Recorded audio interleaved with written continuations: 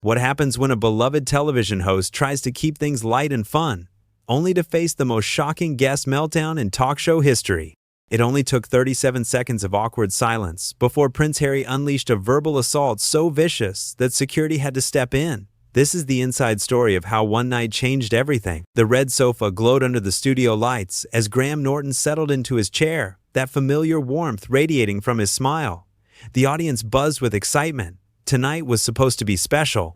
Prince Harry had agreed to appear, promising to discuss his latest charitable ventures and maybe share a funny story or two about royal life. "Ladies and gentlemen, please welcome Prince Harry," Graham announced, his voice carrying that signature Irish lilt that had made him a household name. The applause was thunderous as Harry walked onto the set, waving at the crowd. But something felt different. His smile seemed forced, his shoulders tense. Graham, ever the professional, pretended not to notice. "Harry, wonderful to have you here.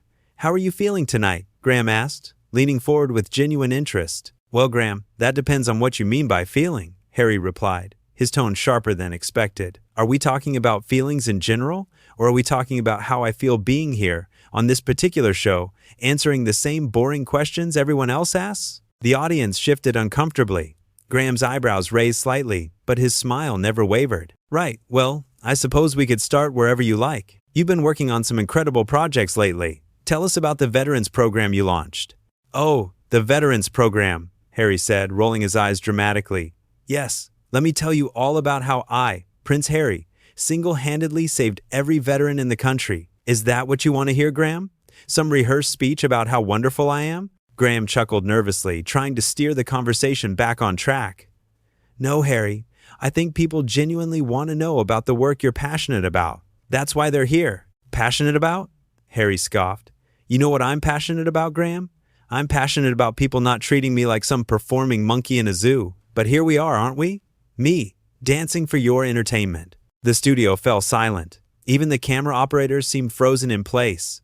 Graham took a deep breath, his professional instincts kicking in. "Harry, I think maybe we got off on the wrong foot here. Why don't we take a moment and maybe start fresh? This is supposed to be fun." "Fun for who exactly?" Harry shot back, his voice rising. "Fun for you?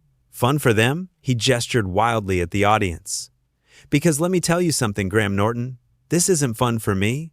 None of this is fun for me." "Okay, Harry, I can see you're having a difficult evening. Would you like to take a quick break? We can pause the taping if you need a moment." "A break?" Harry laughed bitterly. "A break from what? From you asking me stupid questions? From pretending that any of this matters? You want to know what I need a break from, Graham? I need a break from people like you." Graham's face remained calm, but those watching closely could see the concern in his eyes. 20 years of hosting experience had prepared him for difficult guests, but nothing quite like this. "People like me?" Graham asked gently. "What do you mean by that, Harry?" "You know exactly what I mean. You sit there in your little chair, thinking you're so clever with your little jokes and your little questions, but you don't know anything about real life. You don't know what it's like to have everyone expecting things from you all the time." "Harry, I think a lot of people in this audience might actually understand that feeling more than you realize. We all have pressures and expectations in our lives." "Don't you dare," Harry snapped, pointing his finger directly at Graham. "Don't you dare compare your life to mine. You have no idea what I deal with every single day." The audience was completely silent now, watching this train wreck unfold in real time. Graham remained seated, his hands folded calmly in his lap, but his face showed the strain of trying to manage an increasingly volatile situation. "You're absolutely right, Harry.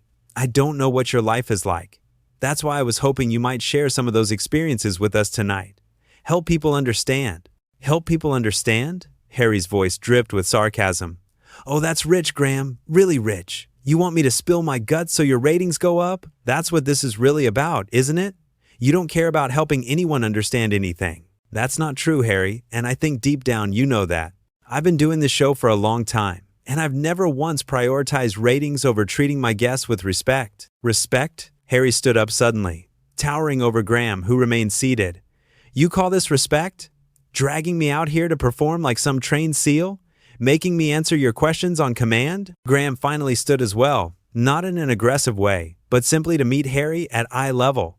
His voice remained steady and calm. "Harry, nobody dragged you here. You agreed to come on the show. Your people called my people. This was your choice." "My choice?" Harry's face was turning red now, his voice getting louder with each word. Nothing in my life is my choice, Graham. Nothing. And you sitting there, acting like you understand choice, like you understand freedom, it makes me sick. I'm sorry you feel that way, Harry. I really am. But taking that frustration out on me and on this audience isn't going to solve anything. Oh, now you're giving me advice? The talk show host is giving me life advice? This is perfect. This is absolutely perfect. The tension in the room was becoming unbearable. Graham could see the situation spiraling out of control, but his years of experience had taught him to stay calm under pressure. He kept his voice gentle, almost therapeutic. Harry, I can see you're going through something difficult right now. Maybe we should just end the interview here, let you collect yourself. Let me collect myself? Harry's eyes flashed with rage. You think I need to collect myself? I'm perfectly collected, Graham. What I am is tired. Tired of people like you pretending to care when all you want is a good story. That's not what this is about, Harry, and you know it. Do I? Do I know that, Graham? Because from where I'm standing, it looks like you invited me here so you could poke and prod at me until I gave you something juicy for your viewers to gossip about tomorrow. Graham shook his head slowly. Harry, in 20 years of doing this show, I've never ambushed a guest. Never. I ask straightforward questions about projects people want to promote, about things they're proud of. That's it. Straightforward questions? Harry laughed harshly. Right, like when you asked me how I was feeling tonight? What kind of question is that, Graham? What did you expect me to say? That I'm fantastic? That everything is wonderful in my perfect little royal life? I expected you to say whatever you felt comfortable sharing. That's how conversations work, Harry. I ask a question, you answer however you want to answer it. However I want to answer it, Harry repeated mockingly. But if I answered honestly, if I told you the truth about how I really feel, you'd probably cut it out, wouldn't you? Because it wouldn't fit your nice, neat little show format. Harry, this is live television. Nothing gets cut out. Whatever you say right now, that's what people are hearing. Harry paused for a moment, seeming to process this information. Then his face twisted into something ugly. Live television? Perfect. So everyone gets to see this in real time, don't they? Everyone gets to watch Prince Harry have his little breakdown on the Graham Norton show? This doesn't have to be a breakdown, Harry. We can turn this around right now. Just sit back down, take a breath, and we'll talk about whatever you want to talk about. What I want to talk about? Harry's voice was getting shriller.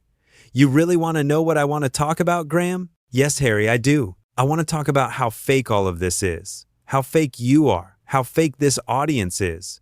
How fake this entire setup is. Everyone sitting there pretending they care about me, when really they just want to see me fail. The audience stirred uncomfortably.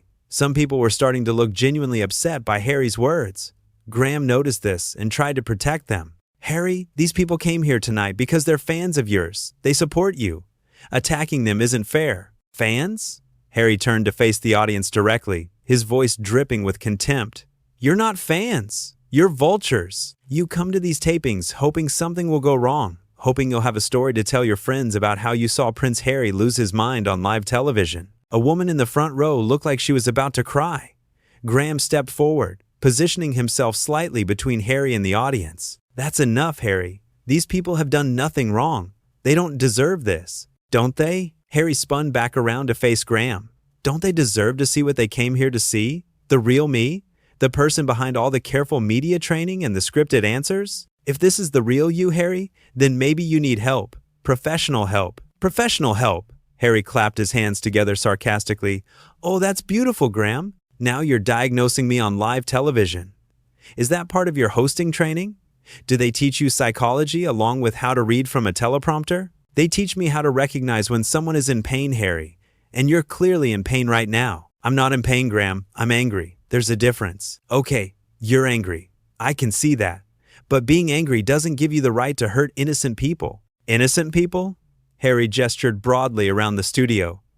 Nobody in this room is innocent, Graham. Not you, not them, not the camera crew, not the producers sitting in their little booth up there. You're all part of the same machine. What machine, Harry? What are you talking about? The machine that chews people up and spits them out for entertainment. The machine that pretends to care about mental health and privacy and all these noble causes. But only when it's convenient. Only when it gets good ratings. Graham took a step closer to Harry, lowering his voice so only Harry could hear. Harry, I need you to listen to me very carefully. You're having some kind of episode right now. This isn't normal behavior, and everyone watching can see that. Let me help you. But Harry jerked away from Graham's attempted discretion. Don't whisper to me like I'm some kind of mental patient. If you have something to say it loud enough for everyone to hear. Fine, Graham said, raising his voice slightly but keeping it calm. Harry, I think you should sit down and take a few deep breaths. This conversation has gotten way off track, and I think we both know this isn't how you wanted tonight to go. How I wanted tonight to go? Harry's laugh was becoming more unhinged. You want to know how I wanted tonight to go, Graham? I wanted to come here, answer a few softball questions about charity work, maybe tell a funny story about my grandmother, shake your hand and leave. But that's not what happened, is it? No, it's not. But it's not too late to get back there. Yes, it is, Graham. It's way too late.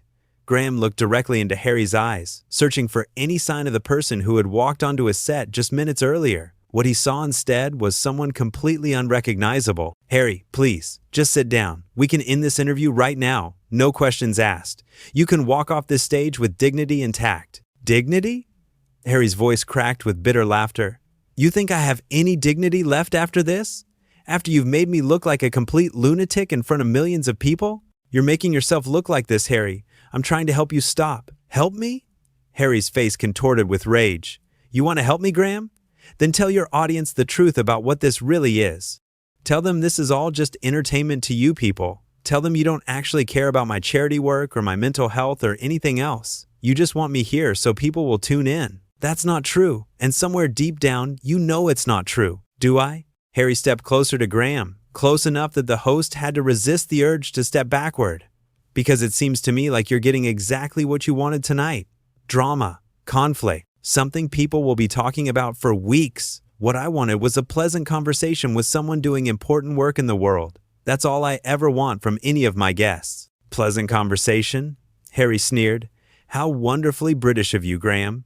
Keep it pleasant. Keep it light. Don't ask any real questions.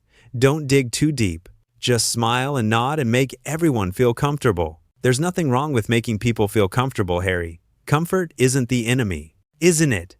Harry's eyes were wild now, darting around the studio like a caged animal looking for escape. Because I'm not comfortable, Graham. I haven't been comfortable for years, and everyone just expects me to pretend that I am. Then maybe this is your chance to talk about that. Maybe instead of attacking everyone in this room, you could help people understand what it's really like to live with that kind of pressure. Oh, now you want the real story? Now you want me to open up and share my feelings? After you've spent the last 10 minutes trying to shut me up? I've spent the last 10 minutes trying to keep you from saying things you're going to regret tomorrow morning. Things I'm going to regret? Harry threw his head back and laughed, a sound that made several audience members visibly cringe. Graham, I regret everything. I regret coming here tonight. I regret agreeing to do this interview. I regret thinking that maybe, just maybe, someone in this business might actually treat me like a human being instead of a commodity. Harry, I am treating you like a human being. That's exactly what I'm doing right now. No, you're not. You're treating me like a problem that needs to be managed, like a technical difficulty that needs to be fixed before the commercial break. Graham glanced up at the production booth, where he could see frantic activity through the glass. His producer was making hand signals, probably debating whether to cut the feed. Graham shook his head almost imperceptibly. He wasn't going to abandon Harry, not even now. Harry, look at me, Graham said firmly. Really look at me. Do you see someone who's trying to exploit you?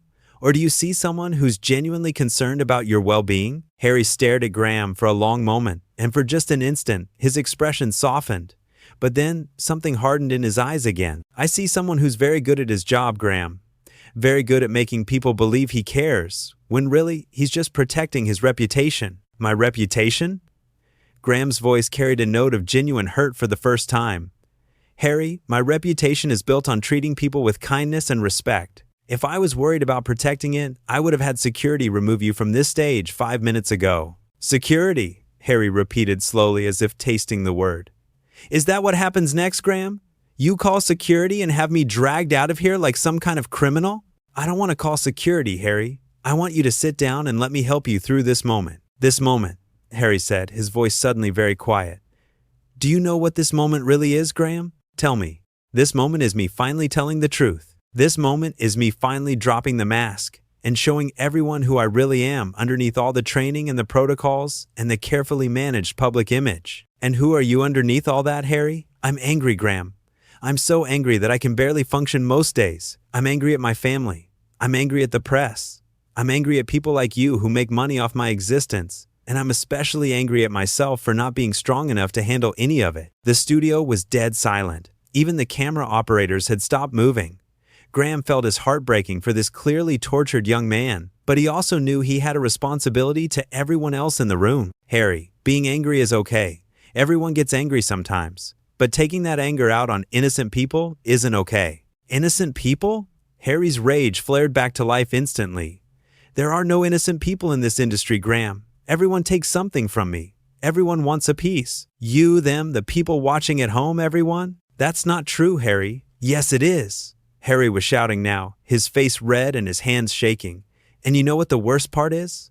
The absolute worst part is that people like you pretend to be different. You pretend to be kind and understanding and supportive, but you're just like all the rest. Harry, you need to stop this right now." Or what? Or what, Graham?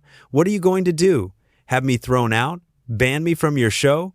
Destroy my career? Go ahead. I don't care anymore." Graham made a subtle gesture toward the wings, and 2 security guards appeared at the edge of the stage. Harry noticed immediately. "There we go. There's your true colors, Graham Norton.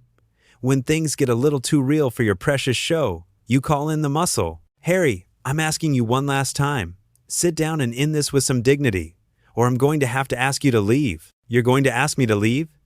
Harry's voice reached a crescendo. "This is perfect.